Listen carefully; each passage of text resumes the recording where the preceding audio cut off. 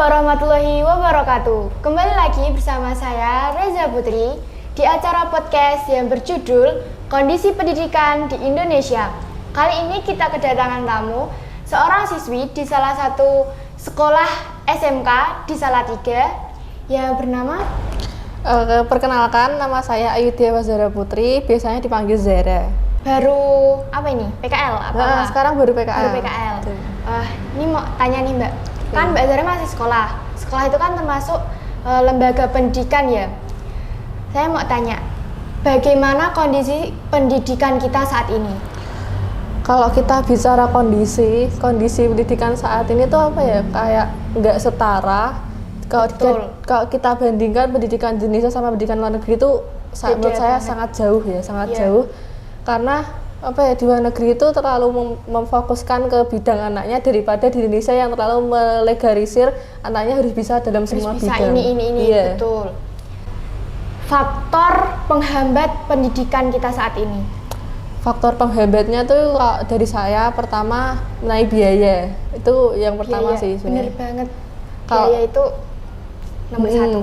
Kalau semakin tinggi sekolahnya, semakin mahal biayanya biasanya gitu. Jadi buat kayak yang dari keluarga yang kurang beruntung dalam finansial gitu kan, terlalu memikirkan biaya yang setiap tahun kadang ada kenaikan gitu kan, kayak kasihan gitu. Iya kan, demi sekarang pendidikan. Gak stabil ya, kadang naik, kadang turun. Gitu.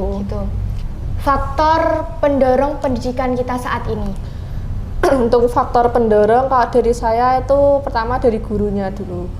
Kalau di sekarang ini kan zamannya udah modern, kita kan selalu memakai gadget ya namanya. Terus kalau dari guru itu sebisa mungkin menyesuaikan dengan yang sering dipakai sama muridnya. Kan sekarang sekolah kan boleh membawa HP ya. Yeah.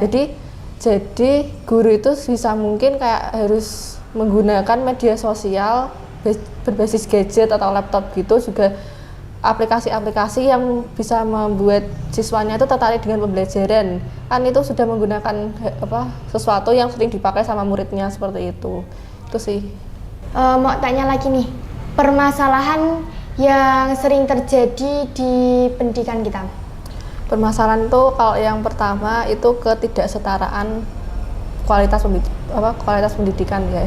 Jadi kalau dibandingkan dengan kualitas pendidikan di kota sama yang di tempat-tempat terpencil gitu, itu kan sangat jauh.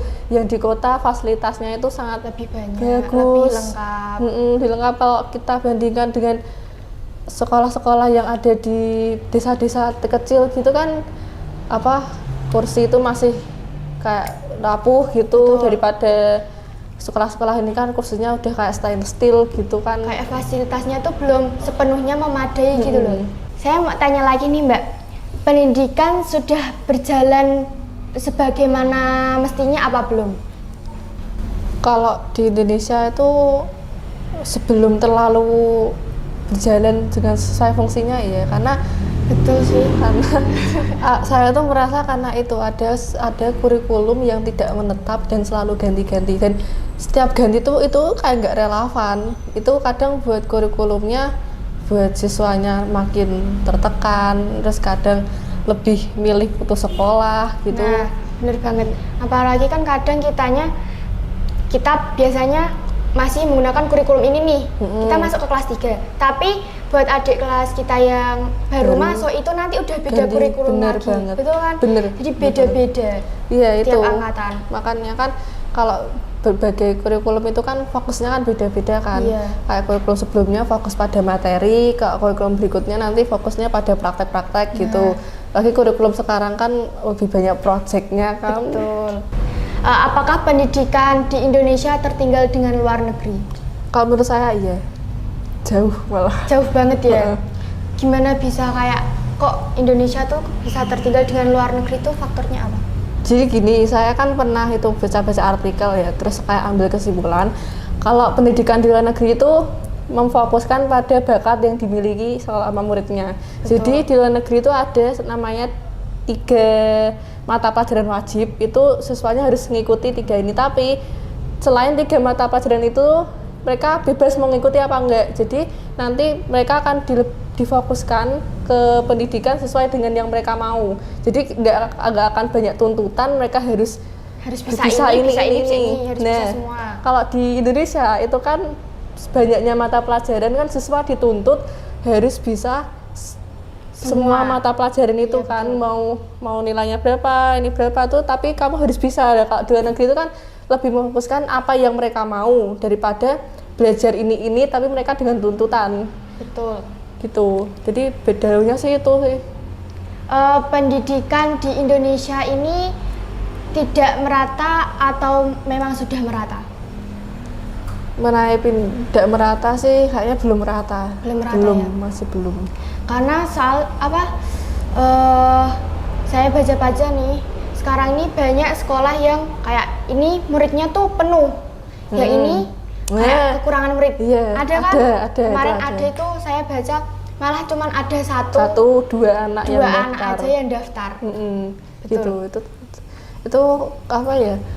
Terkadang itu balik ke orang tuanya. Biasanya kan orang tuanya lebih memilih sekolah yang favorit daripada sekolah yang memiliki kayak unggulan yang biasa gitu.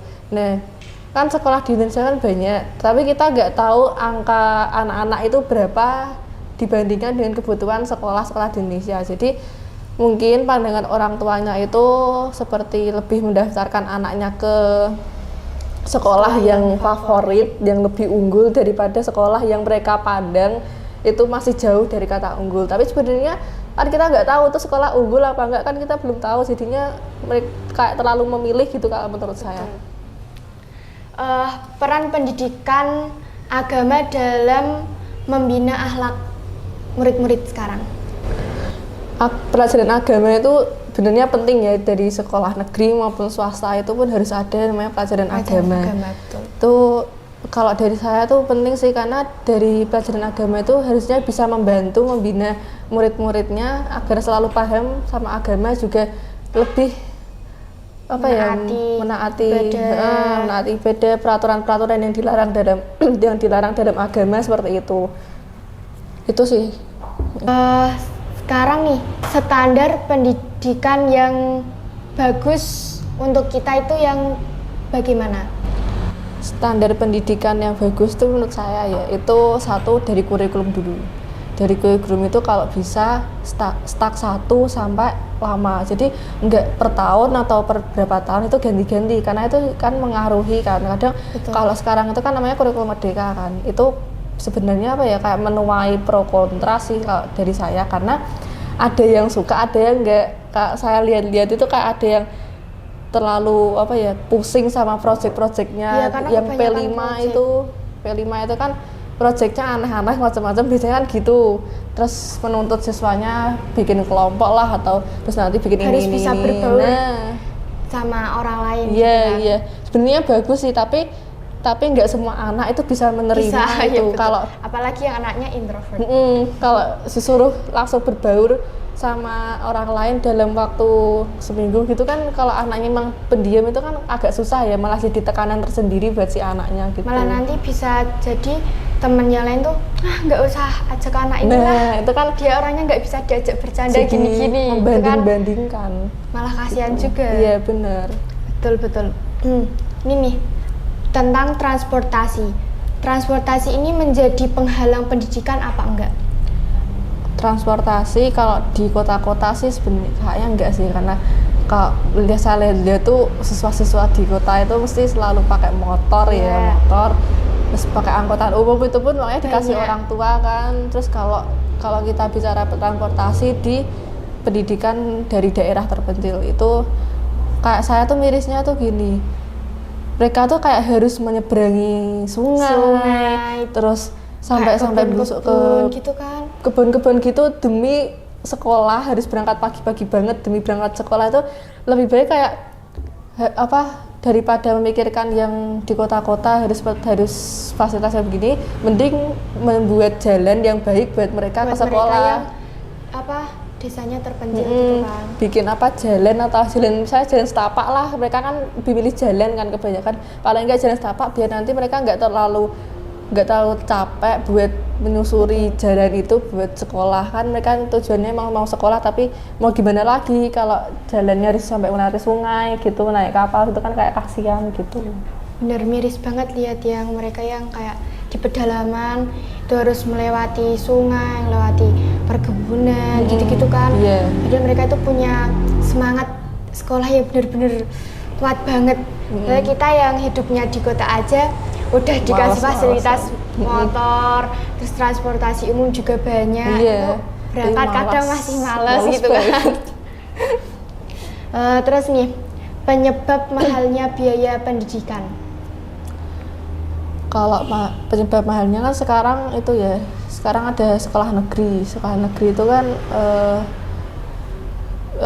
sekarang sekolah negeri itu kan gratis ya. Iya, biasanya gratis sih itu. Paling bayar cuman kayak daftar di awal aja. Iya, bayar seragam sih biasanya. Betul. Tapi kalau bicara tentang perkuliahan sih itu dari universitas tinggi sih emang mahal ya, tapi kayak gini, kayak apa ya, setiap tahun tuh kenapa harus ada kenaikan gitu, kenapa harus naik, seolah-olah seakan-akan tuh apa ya, di Indonesia itu kan finansialnya kan beda-beda kan, nggak semuanya itu finansialnya kan tinggi. Kan ada yang standar, ada yang rendah, tapi mereka gimana pun caranya biar bisa daftar kuliah dengan UKT segini-gini, tapi malah dari pihak lembaga pendidikannya tuh malah menaikkan UKT-nya seperti itu tuh kayak gimana ya, kayak nggak mikir gitu loh buat saya, kenapa harus dinaikin, kenapa nggak diturunin sedikit-sedikit gitu yang bisa meringankan. Sebenarnya kan sekarang ada beasiswa kan. Beasiswa itu, tapi kadang tuh beasiswa ditujukan sama yang murid-murid pintar kan. Kadang ya juga murid pintar juga yang kadang murid pintar pun juga biasanya dari kalangan yang berada gitu kan. Kayak bukan tepat sasaran aja. Terus dari kalangan murid pintar, tapi saya jarang menemukan kayak apa ya, yang dari kalangan yang biasa tapi mereka dapat beasiswa tuh karena keluarganya yang belum mencukupi finansial gitu. Saya jarang nemuin sih, malah banyaknya itu yang mereka dari keluarga terpandang dengan finansial tinggi, dapat beasiswa, bisa kuliah di luar negeri. Enak banget ya itu kan gitu hidupnya. Itu benefitnya tuh kayak gede banget daripada yang kita dapetin dari yang ini sekarang. Juga yang dari yang dari kalangan bawah pun kadang mereka juga udah berusaha buat belajar begini-begini biar bisa mendapatkan beasiswa. Pas udah ujian nilainya pun bisa untuk memenuhi rata-rata, tapi kalah dengan yang mereka yang terpandang gitu kan. Kadang juga mereka kalah sama itu orang dalam. Nah, orang dalam bener banget. Itu aku lihat orang dalam itu kayak nggak adil banget gitu loh. Betul. Daripada yang berusaha sama yang mengandalkan orang dalam tuh bener-bener nggak adil sih menurut saya. Sama sekali nggak adil. Ini nih, kan kita tadi udah bicara tentang faktor pendorong, faktor penyebab juga, dari mulai biaya, transportasi, bener. Dari gimana pendidikan Indonesia dengan pendidikan luar negeri. Sekarang pesan Mbak Zahra buat teman-teman nih apa? Kalau pesan dari pribadi itu, apapun kondisinya di Indonesia, mau pendidikannya seperti apa itu kita jalani aja, karena siapa tahu yang menciptakan kurikulum ini itu mau yang terbaik buat pendidikan Indonesia, tapi kitanya yang belum menyanggupi seperti itu Kak. Jadi apapun itu coba kita jalani dengan niat dan konsisten aja, siapa tahu kita bisa melewati dan menjadi yang lebih baik gitu. Betul. Terima kasih Mbak Zahra sudah memotivasi teman-teman juga, sudah datang ke podcast saya di sini. Iya, saya juga berterima kasih udah mau diundang buat ngobrol-ngobrol kayak gini di podcastnya Mbak Reza. Iya, sama-sama. Buat teman-teman jangan lupa untuk di like, comment, subscribe juga, dan share ke teman-teman kalian agar bisa tahu juga gimana sih pentingnya pendidikan dan kondisi pendidikan di Indonesia. Sekian dari saya. Wassalamualaikum warahmatullahi wabarakatuh.